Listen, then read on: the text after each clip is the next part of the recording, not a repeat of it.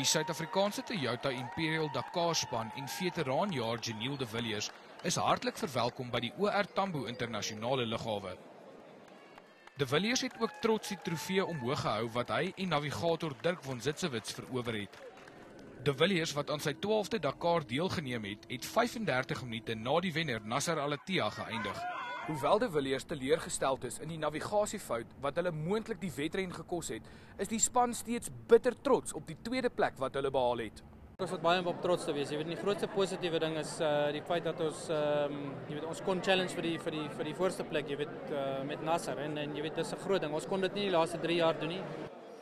Die ander Suid-Afrikaanse paar Leroy Palter en navigator Rob Howie, wat aan hulle tweede Dakar deelgeneem en 16de geëindig het, sê dit was 'n taai 9000 km deur Argentinië, Chili en Bolivia.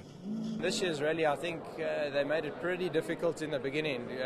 About 40% of the field fell out after the fourth day, which is quite a big amount. And then straight after the rest day, they sent you into probably one of the most difficult stages of the race. Rian van Niekerk op sy KTM motorfiets het nie die wedren voltooi nie. Die ander motorfietsryer van Suid-Afrika was Darryl Curtis. Hannes Saaiman het die laaste skof in die 4-wiel motorfiets afdeling gewen en algeheel 9de geëindig. Gerard Pretorius, 1 Nuus, Kempton Park.